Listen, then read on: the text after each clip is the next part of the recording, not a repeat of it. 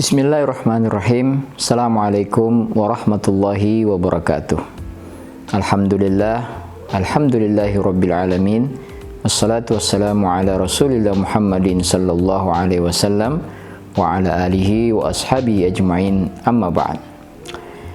Suatu ketika ada seorang lelaki atau suami yang mendekati kematiannya. Maka ia mengumpulkan orang-orang yang terdekat. Ada ayah ibunya, ada istri dan anak-anaknya. Dan semua yang di sekelilingnya menangis. Ayah ibunya menangis karena mereka khawatir kehilangan anak yang mereka andalkan selama ini untuk merawat dan mengasuh mereka di waktu tua. Istrinya juga khawatir akan menjadi janda dan tidak akan ada yang mengurus atau menafkahinya. Anak-anaknya juga demikian, khawatir menjadi yatim dan kehilangan sosok seorang ayah yang akan melindungi, yang akan membiayai studi mereka dan lain sebagainya. Setelah mendengar alasan ayah, ibu, istri, dan anak-anaknya tadi, sang laki-laki tadi menangis dengan lebih keras. Dan ketika ditanya mengapa dia menangis seperti itu, dia menjawab bahwa ternyata aku baru sadar dan aku baru mengerti bahwa tangisan kalian akan kepergianku bukan karena atas diriku, tetapi yang kalian khawatirkan itu adalah diri kalian sendiri.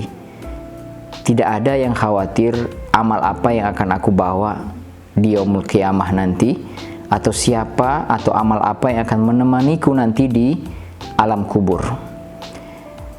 Teman-teman dirahmati oleh Allah Subhanahu wa taala, kisah ini akan sulit untuk menentukan siapa yang benar, siapa yang salah.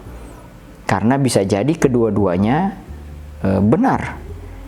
Seorang yang akan meninggal tentu saja pasti mengkhawatirkan keamanan dirinya menghadapi alam kubur, menghadapi yaumul mahsyar, menghadapi hari pengadilan, dan sejenisnya.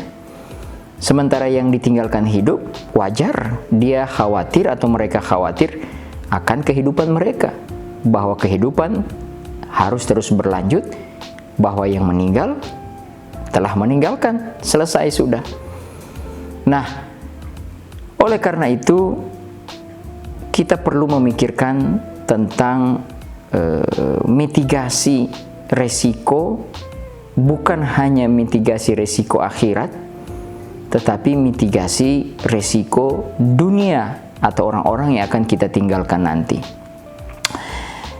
Sebagai contoh misalnya, dalam Al-Quran surat Al-Baqarah ayat 240, Allah Subhanahu wa taala mengatakan, "Walladzina yutawaffawna minkum wa yazaruna azwaja," dan orang laki-laki yang akan wafat di antara kalian dan akan meninggalkan istri-istri mereka, wasiatan, ya hendaklah membuat wasiat. Apa isinya? Mata'an ilal hauli ghaira ikhraj. Yang pertama adalah nafkah selama 1 tahun, dan istri-istri mereka tidak boleh keluar, terusir dari rumah yang mereka tinggali selama ini. Ayat Al-Baqarah 240 ini kemudian sebagian pandangan ulama mengatakan itu telah dihapus oleh Al-Baqarah 234, di mana Allah Subhanahu wa taala berfirman, A'udzubillahi minasyaitonir rajim, walladzina yutawaffawna minkum wa yazaruna azwaja, dan orang laki-laki yang akan wafat di antara kalian dan meninggalkan istri-istri mereka, yatarabbasna bi anfusihinna arba'ata ashhuri wa asyra. Maka wanita-wanita yang ditinggal wafat oleh suaminya hendaklah menahan diri selama 4 bulan 10 hari. Itu yang kita kenal dengan istilah iddah. Dan kalau kita mendengar kata masa iddah, yang selalu terfikir adalah masa tunggu bagi seorang wanita sebelum kemudian dia menerima lamaran orang lain. Tetapi kita jarang bertanya, selama masa tunggu tadi, siapa yang akan menafkahi? Ya, siapa yang akan melanjutkan kehidupan mereka, membayar kebutuhan-kebutuhan mereka?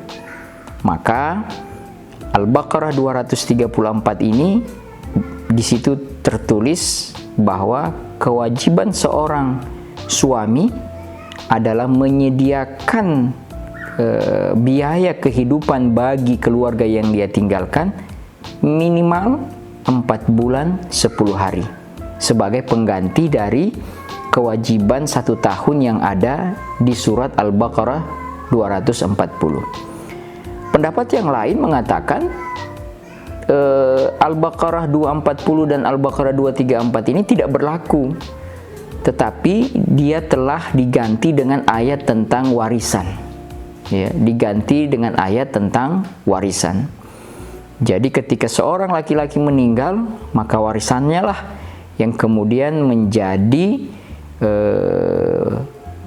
bagian keluarga yang dia tinggalkan untuk melanjutkan pembiayaan hidup mereka. Yang menarik, pendapat yang keempat oleh Imam As-Sa'di dalam kitab tafsirnya. Beliau mengatakan bahwa Al-Baqarah 240 dan Al-Baqarah 234 dua-duanya tidak ada yang dihapus, tetapi tetap berlaku. Demikian pula ayat waris silahkan tetap berlaku. Hanya kemudian Imam Sa'di mengatakan Al-Baqarah 240 dan 234 digabung. Digabung di sini bukan bermakna menjadi 1 tahun 4 bulan 10 hari. Tetapi kata beliau, Al-Baqarah 234 itu sifatnya wajib, harus dipenuhi oleh seorang suami. Sementara ayat Al-Baqarah 240 itu sifatnya mustahab atau dianjurkan. Dari mana Imam As-Sa'di melandaskan hal ini? Bisa jadi berdasarkan firman Allah di surat An-Nisa, surat tentang perempuan ayat ke-9. Allah Subhanahu wa taala berfirman, A'udzubillahi minasyaitonirrajim. Wal yakhshal ladzina, hendaklah takut dan khawatir bagi para laki-laki atau para suami. Lau taraku min khalfihim, jika mereka meninggalkan generasi di belakang mereka, zurriyatan dhi'afa, generasi yang lemah. Jadi di situ digunakan kata zurriyah, bukan anak. Dan kata lemah di situ ditafsirkan oleh banyak ulama, lemah dalam segala aspek dan hal. Lemah iman, lemah akidah, lemah ilmu, lemah fisik, termasuk juga lemah ekonomi. Dalam hal lemah ekonomi ini didukung oleh hadis Rasulullah Sallallahu Alaihi Wasallam, di mana beliau bersabda, meninggalkan keluargamu, keturunanmu dalam keadaan yang baik itu jauh lebih bagus dibandingkan meninggalkan mereka dalam keadaan kurang baik sehingga mereka akhirnya meminta-minta kepada manusia. Bagaimana dengan Rasulullah Sallallahu Alaihi Wasallam? Apa yang beliau tinggalkan untuk keluarga beliau? Kita tahu bahwa Rasulullah SAW dan keluarganya, baik semasa hidup beliau dan setelah beliau wafat, tidak boleh menerima zakat, sedekah dari Baitul Mal. Ya. Dan fakta yang kedua, Ummahatul Mukminin, istri-istri dari Nabi, yaitu ibunya orang-orang beriman, tidak boleh dinikahi sepeninggal wafatnya Rasulullah Sallallahu Alaihi Wasallam. Artinya bahwa siapa yang akan meneruskan kehidupan keluarga Nabi setelah itu?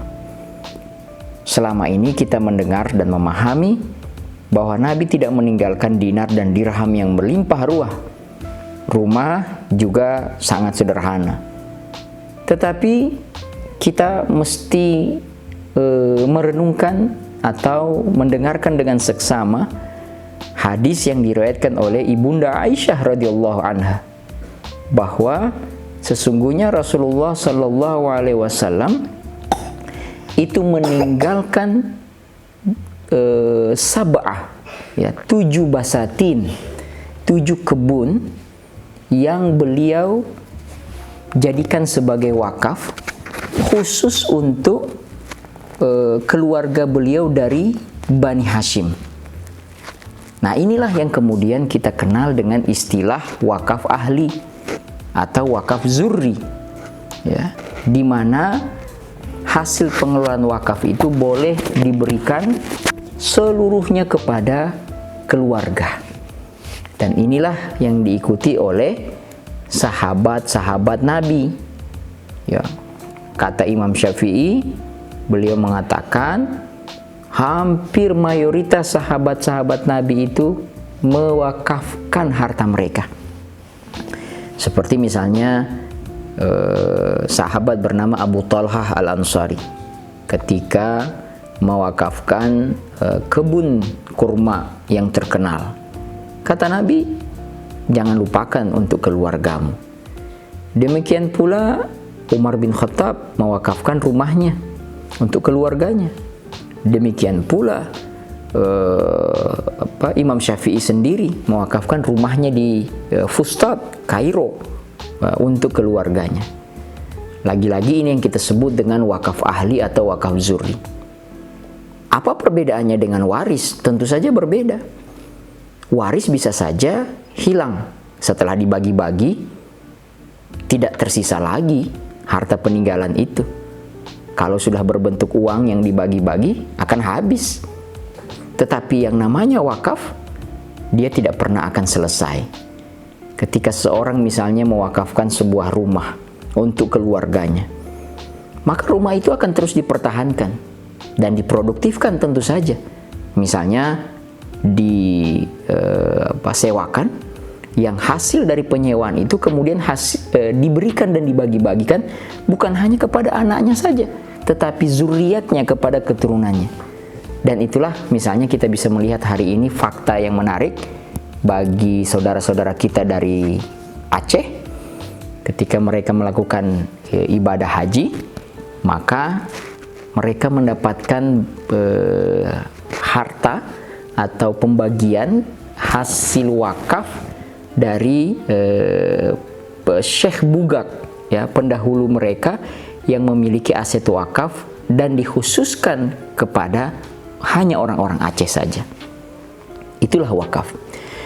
Yang selama ini kita ketahui, barangkali yang banyak dipahami, itu yang disebut dengan wakaf khairi.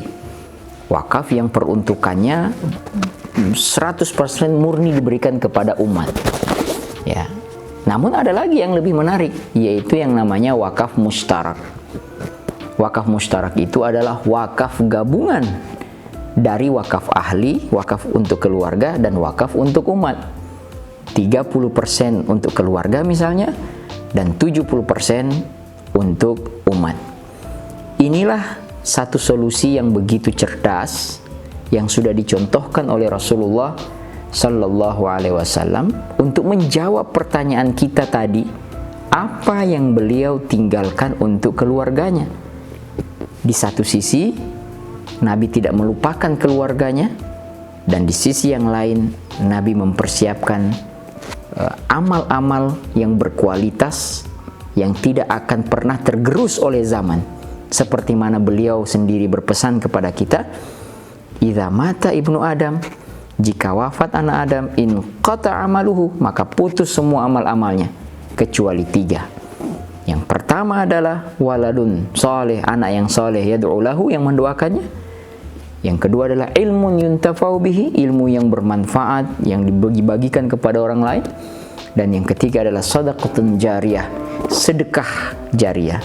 Para ulama mengatakan sedekah yang dimaksud di hadis itu adalah wakaf, karena sesuai dengan definisi wakaf itu sendiri, tahan pokoknya dan manfaatkan hasilnya. Mudah-mudahan dengan ini kita bisa meniru apa yang telah dicontohkan oleh Rasulullah Sallallahu Alaihi Wasallam yaitu kita bisa dan mampu memitigasi resiko kehidupan dunia kita, dan kita juga tidak lupa memitigasi resiko kehidupan akhirat kita masing-masing. Terima kasih.